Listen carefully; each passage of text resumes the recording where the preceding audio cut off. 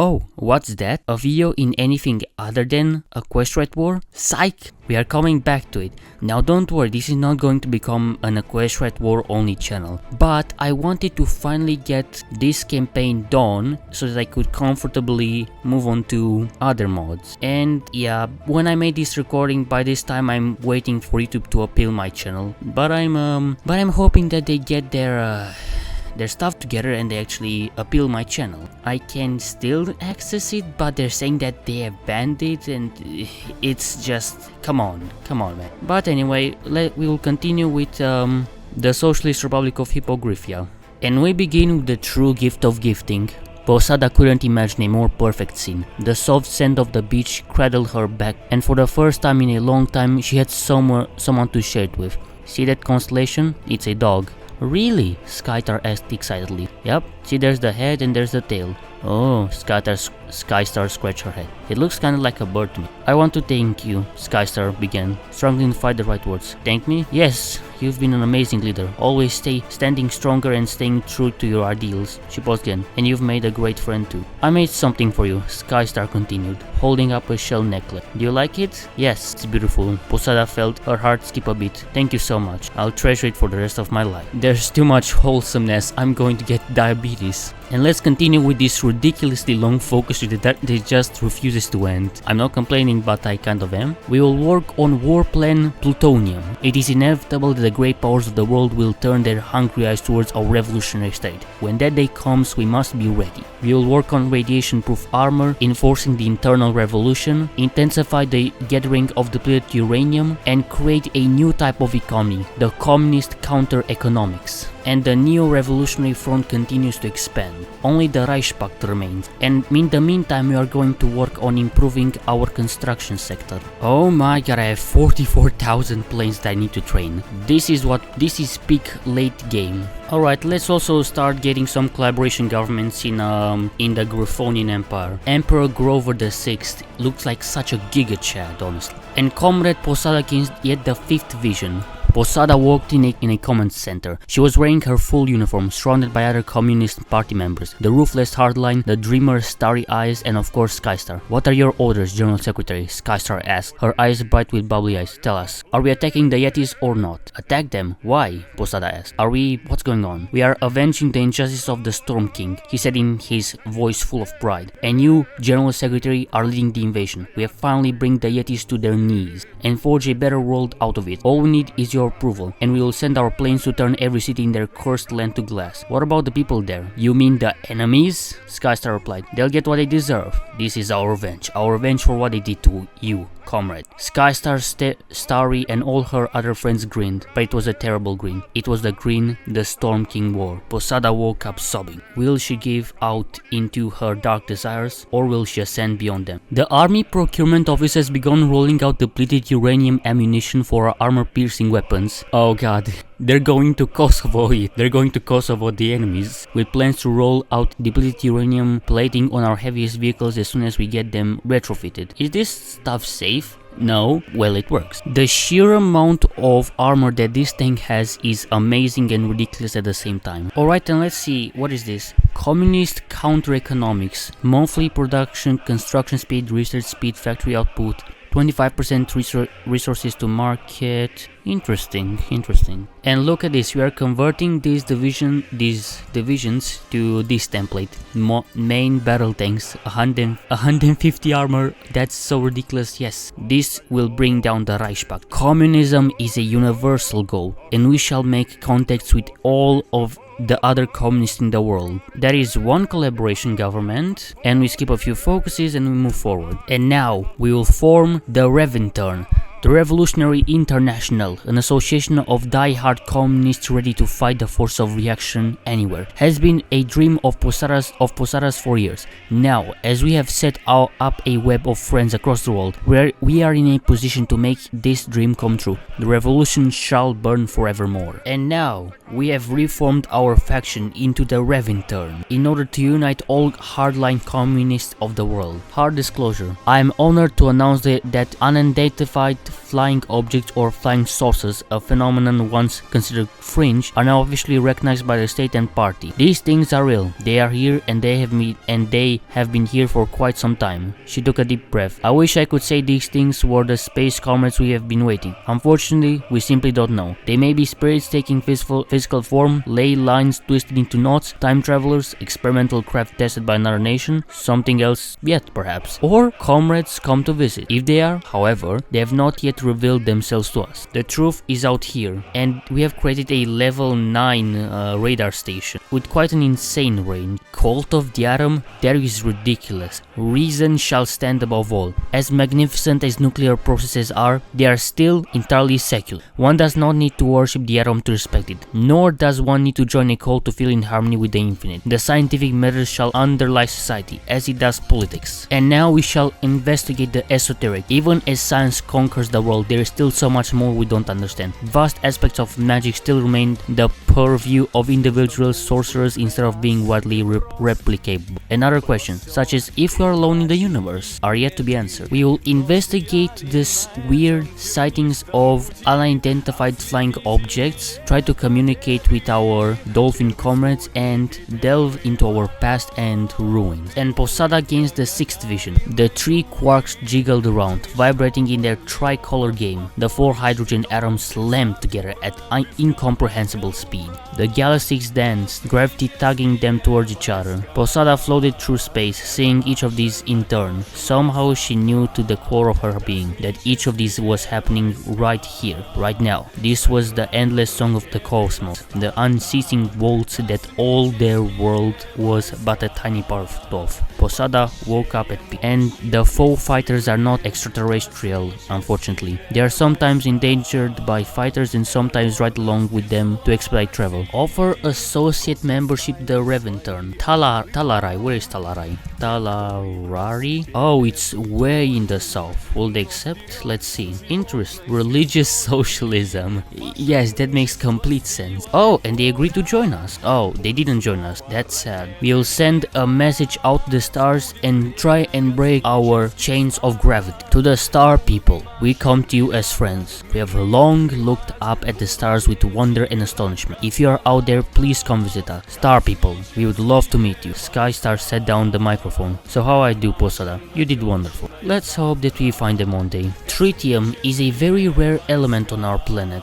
but even though it is rare, we can still find it in our water in very sparse amounts, although we will need a lot of it. And in order to construct such weapons as fusion ones, we require a lot of it. We will begin purchasing lithium-6 and bombarding it with neutrons to create our tritium.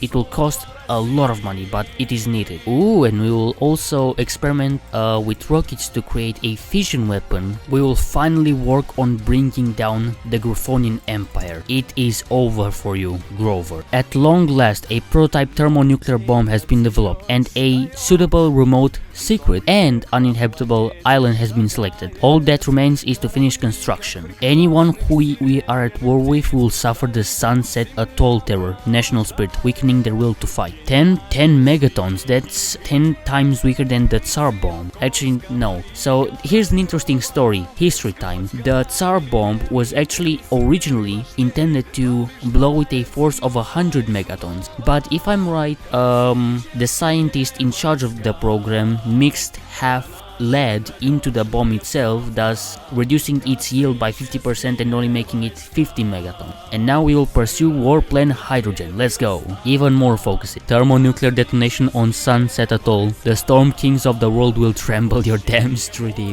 will. Look at how many tanks the Griffonians have. Jesus. Discovery of elements 99 and 100. While we want to honor our immortal goals of the revolution, we have to honor our scientists. Actually, no, screw it. Proletarium and revolution will become new elements. We will declare war on the Griffonian Empire. And now they get the Sunset Atoll terror. Surrender limit, war support, and war penalty stability. It looks like we just lost 30 divisions, but they will fight to the last. Warplane hydrogen, what is this? The Presidium was filled with quiet murmurs as Posada approached the podium. Opening speeches were normally short and functionary, but then the General Secretary has announced she would be proposing a motion. No one had any idea what she was going to say. Comrades, since the revolution began, we have achieved many things. We have freed North Zebrica from the shackles of tyranny and exploitation. We are developing a society where scarcity and want will soon be things of the past. Thanks to the people's hard work, communism is more secure than ever before. A few deputies began to clap, but Posada gestured for them to be silent. But it is not enough. What we do in North Zebrica will never be enough, for there are creatures all over the globe still suffering. Capitalism and imperialism are alive and well, and the tyrants of the world grow stronger every day. As they continue to exploit the proletariat, they will try to attack us, to destroy the example of a better world we represent until the reaction is defeated everywhere. We will never be truly safe. I move that we declare war on every supremacy state in the world. Wait, what the fuck?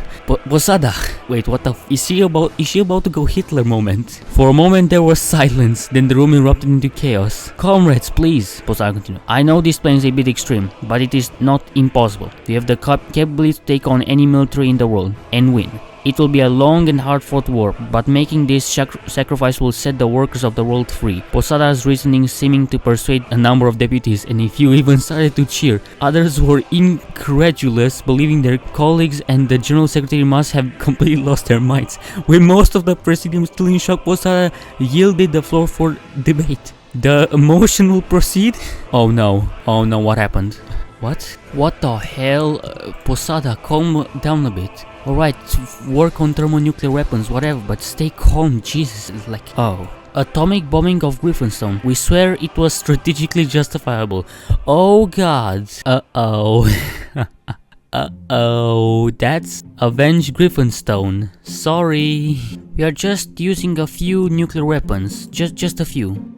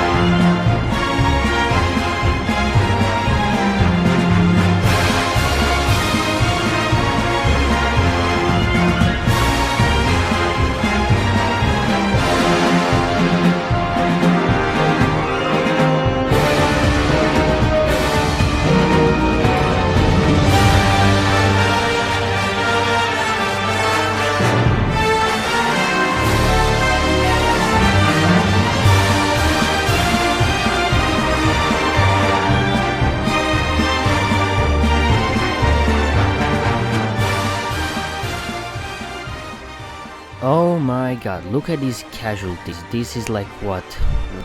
1.2 million for us and like 13.5 million casualties. They lost 13.5 million casualties, the Griffonian Empire. So basically what I did was that I first just had to grind their air force down. I just had to pound it with nukes into the dust until it didn't exist anymore. After that, with having air superiority, I was just able to swiftly cut through their divisions like they were bottom. Look at this division. It's 3 anti-tank, 3 artillery, 10 infantry, and 1 main battle tank. Like, this is ridiculous, and I love it. While we prepare to destroy what remains of the Griffonian Empire, we will also work on creating emergency bunkers. It is inevitable that we will eventually come into conflict with another nuclear power.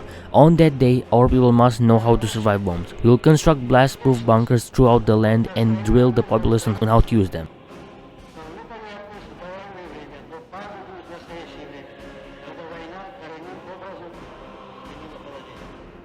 And we just won against the Griffonian Empire. I am thankful for the collaboration governments I made. And there you go, they capitulated. Surface-to-air missiles, they had 100,000 of those. Oh god. The fall of Griffonia were damn straight. And we won. Boom, baby, we did it. And we have 75% compliance on all of this. We have 1,000 military factories and nearly 1,000 civilian ones. Oh boy. Now that we are done with that, we are going to prepare our people. This war is likely to wipe out a large swath of sapient life. It will be incalculably destructive, but it must be done, because if it's not done, then the imperialists will keep the world as it is now, in its endless cycles of chaos and conquest. We weep for every life we must take, but we soldier on because the alternative is too awful to consider. To show the world that we do not fear the forces of reactionism and fascism, we will build one of the largest fleets of strategic bombers, capable of dropping devastation anywhere, anytime. And we next diamond and take them. You know what is quite cute? If you notice over here, there is this necklace made out of shell, and if you look at Skystar over here, you can also notice that she is also wearing it. Look over here, see? We will finish the intercontinental ballistic missile program and then go after Greenick. I guess that's how you'd call it. Island silos. I guess you can put our nukes on those distant islands from our home, more near to the enemy. Right, and let's finish Greenick. Wait, what? We can unite a region society? What? That means that now they are united, I guess? Perfect union. Oh, so you don't have to worry about that anymore. Interesting. And there they go. Take their navy and move on. To make sure we don't get bombed in the dust, we'll pursue building up our air raid defenses and go after the yaks up here in the... Now we'll go after the yak and invite everyone. Ooh, yeah, we'll turn down those statues. This artwork is really beautiful. Oops, we just dropped the nuke here. And they appear. Storm King is just staying over here in the south, but we'll go after him. We will prepare for possible. The fact of the matter is that in our bold aims, we run the risk of collapsing entirely. Should this come to pass, we must be ready to rebuild. The cause of our cause cannot be ended by the fall of one revolutionist. This is just Omsk, they're building for the possible collapse. Now, we shall make the world safe for communism, reactionism, fascism and imperialism, the most terrible and wicked forces on this world. While capitalism is and always will be our enemy, it is in those most monstrous of forms that it is the greatest danger to communism. This war is not merely one against evil, it is a war for the survival of creature kind, and we shall get the final victory. After incorporating the workers of Equestria, we will move on to incorporate those of the changeling hives towards worldwide peace. Comrades, soldiers, the General Secretary's voice crackled over the radio. Today we begin the final struggle against the forces of reaction. Today we sally forth to break the chains of the oppressed of the world. The transport ship rumbled to life, its mooring lines being unhooked as dozens of jets flew overhead. The Marines within had been training for this operation for years, the opening salvo of the greatest war in history. Arise, arise, this shall be a long war, a hard war, but it is a sacred war. We fight not for glory, not for profit, not for vanity, but for the liberation of all creatures, to bring a better world into being. When you fight, remember that you are fighting with all the people of Revolutionary North Zebrica behind you, and that your march is the march of history. The soldiers' shouts and cheers shook the ship very whole. We stand ready to destroy every supremacist regime in the world and finally complete our revolutionary mission and usher in a bright future for all. 25 days to justify. Actually, I have a very good idea. Now pay attention to what I'm about to do. Mobilize our forces all around the continent. Our navy of 1,000 ships will ensure total and utter superiority for our forces. They shall be uncontested in the world's oceans. Oh god, how many divisions did I get over here? 417 divisions. How much manpower is this? 4 million. Oh, I thought it would be more actually. I'll just take these 46 tank divisions, more tank divisions specifically. I mean, these templates are quite nice actually. And I'll just tell them to, well, go. This tank is 30 kilometers an hour. Oh my god. That's so stupidly. HOI4 just breaks when you got 30 kilometers an hour tanks. That's just horrifically broken. And now, we find ourselves at war with all of the despotic, harmonic and absolutist regimes of Zebrica and all other remaining despotic nations in the world. All other have either joined our faction or have been integrated into the Revolutionary Workers' World Republic. We will bring these reactionary forces down.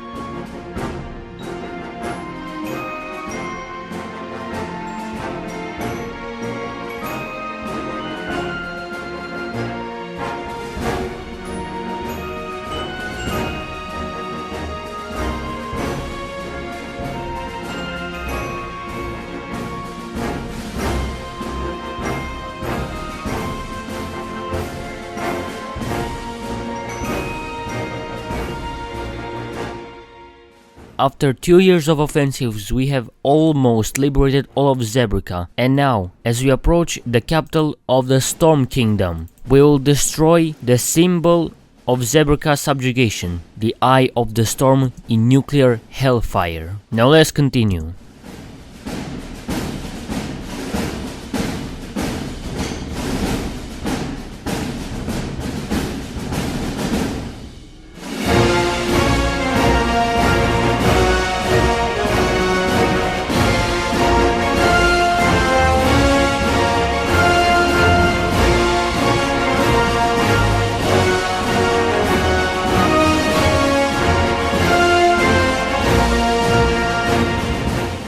We have done it. We have defeated every other imperialist power in the world, and now we own every single piece of land on this planet, and that actually unlocked a decision. Form the Socialist Republic of the world and press it. We are the worldwide Socialist Republic. And do we core all of this? Please tell me we core all of this. Yes, the worldwide Socialist Republic. Vision of the Star Chest. Complete the revolutionary mission. A job well done. The sun was just beginning to set, but it was still bright enough to be irritating. Posada found herself smiling even as she squinted. She normally preferred the sky at night, but in the company of a friend she could appreciate even this glare. Thanks for making a picnic for us, said Skystar. It's nice getting a break from work. You're welcome, Posada replied. Though our work has gotten a bit easier lately. It sure has. When you first proposed warplane hydrogen, no creature thought it could ever work, and you proved us all wrong. It was a hard-fought struggle, but we can now say the world is safe from supremacy. Remembering what she came here to do, Posada put on a brave face. Skystar, there's something I need to tell you. Are you gonna finish that? Skystar asked, looking at a piece of kelp. No, but listen. Hey, we should totally do this again next week. Skystar, I'm retiring, Posada yelled. Skystar finally stopped talking. A serious look spread across her face. I know what you're going to say. The people aren't ready and I'm happy for you. There's still so much I could do and... Huh? Skystar smiled. You've been the best leader ever. So, of course, I'm sad. But I'm also your friend. I want you to be happy. If you think the time is right to retire, I support your decision. Thank you. That means a lot. Posada blushed slightly. Skystar always found a way to surprise her. Since I'm stepping down, do you have any interest in being the next General Secretary? Skystar thought for a moment. I like to stay in government, but I don't want to be the leader. We should let someone new take the job. I also have my duties as Commodore to focus on. Okay, you're my friend too, and I'll support you no matter what. As for myself, I'll need to write. Now, as Posada is preparing to retire from her job as General Secretary, she reflects on all of the achievement she had got done and how far she got. 30 years ago, she was just the leader of a fringe communist party in Hippogriphia, just one small part of the North Zebrican part of the continent of Zebrica.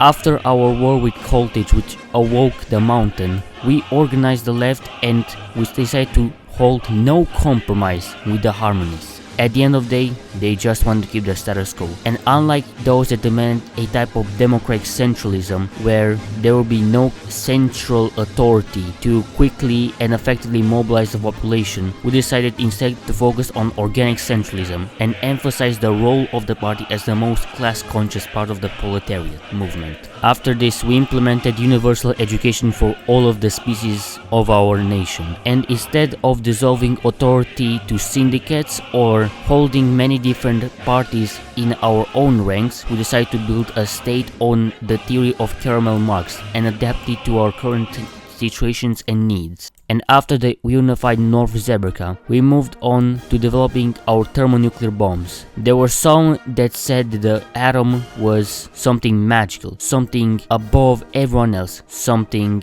to be praised. But we saw through that and we remembered that reason in our nation stood above all. And after we were done with warplane plutonium and got all of the infrastructure needed for our thermonuclear research and started investigating for our extraterrestrial comrades, we launched Warplane Hydrogen, where we prepared for the worst and for the best, and remembered that we were forging a future for all, not for the rich or the poor, not for the hippogriffs or the ponies, but for every creature on this planet. And now, with all other reactionary forces set aside, Posada can rest knowing that the world is well and truly safe for communism. And now we get the final Posadist meeting. When I was first elected General Secretary of the Revolutionary Workers' Party, I did not know what the future would bring.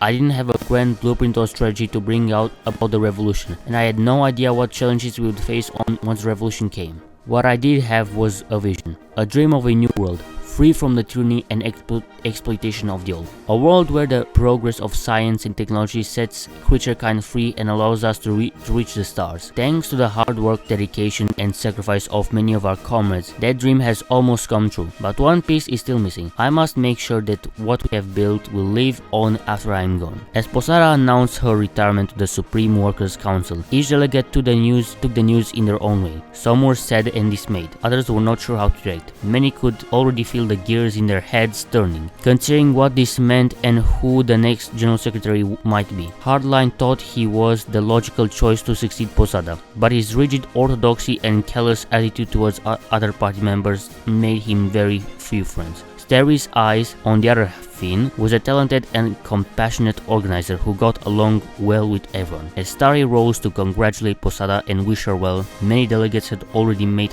up their minds about who to support. Posada retires and the Supreme Workers' Council becomes leader of the Communist Party, and we get provisional government. Starry skies, starry eyes.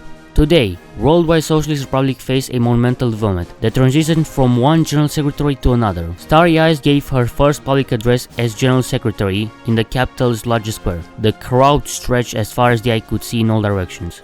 A hippogriff in a crazied state leaped from the crowd and flew onto the stage, interrupting Starry mid-sentence. He landed on the edge of the stage and started yelling something incoherently. He suddenly slipped and fell to the ground face first. Starry Eyes went and quickly helped this hippogriff to get him a doctor. He needs to see a doctor, she gestured. But what about your speech? The speech can wait. My job always has been to help creatures in need, and I'm not about to stop just because I got a promotion. The cheers from the audience were deafening as Starry and another griff carried the wounded stage rushed away. Actions speak louder than words, and now we get an idealistic visionary in charge. Starry Eyes. Her life was upended by the Storm King's arrival in 1005.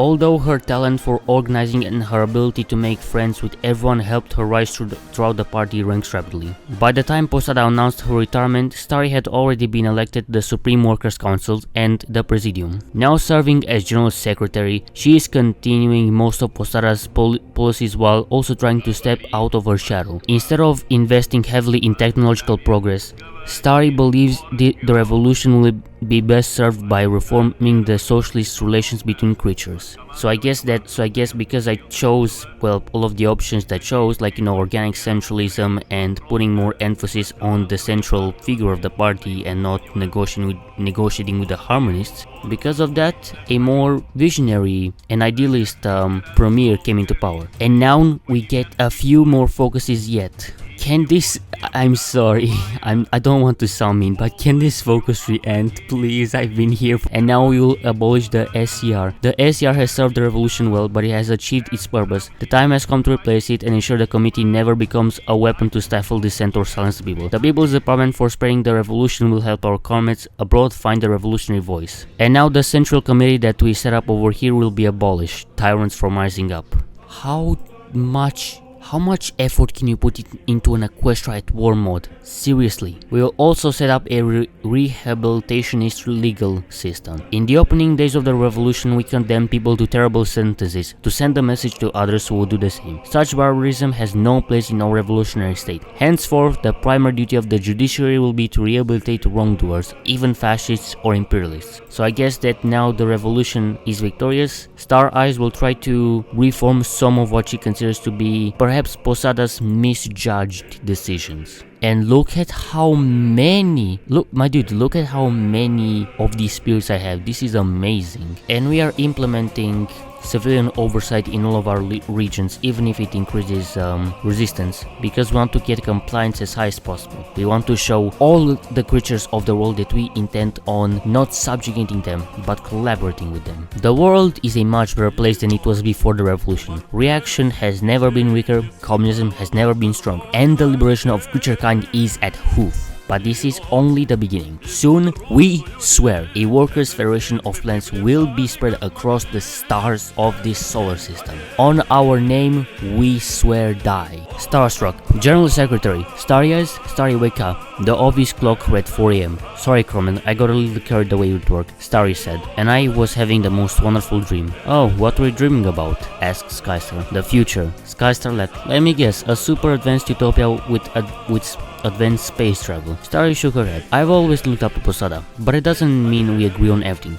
She thinks technological progress is the key to communism, but I'm not so sure. Technology advances under capitalism too, and it just leads to more exploitation. Then, what do you think we should be focusing on? Social relations. As Marx wrote, the revolution must completely transform the way creatures relate to each other. Everyone must put the needs of others first. Skystar replied, so everyone needs to stop being selfish? It's more like there won't be such a thing as selfishness anymore. Do you really think that's possible? Skystar asked. We can't force people to change, it has to happen naturally. Skystar giggled, and Starry joined in. They both went to bed and dreamed of a better future, and thus a new beginning is set afoot for creature kind. The apple trees will bloom amongst the stars. Starry eyes looked out over the ground and smiled. All of her comrades were there, even Posada. Skystar stood beside her, giving the General Secretary an encouraging look. With further ado, Starry began their speech. I know it's hard to believe, but I wasn't always interested in space. When I was growing up, I thought space travel was the stuff of science fiction, completely impossible in the real world. Even when I met Posada and she convinced me that it could happen one day, I didn't think it was very important. We have so many problems to solve down here, so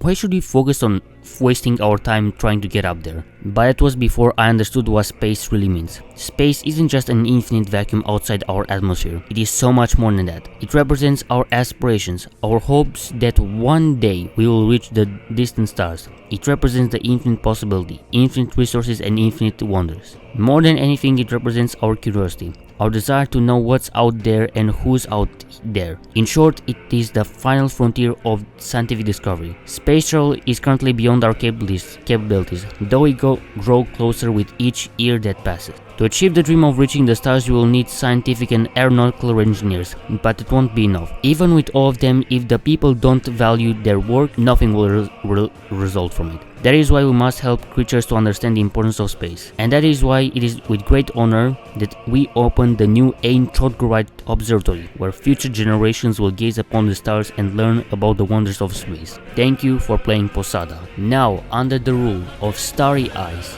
we will pursue to make all creature kind understand that above nationality, race and religion, they are all part of a creature kind whose destiny is to colonize and spread communism into the solar system. We will always remember the great work of Comrade Posada and her valiance in retiring after she considered her job to be done. But now we must move on.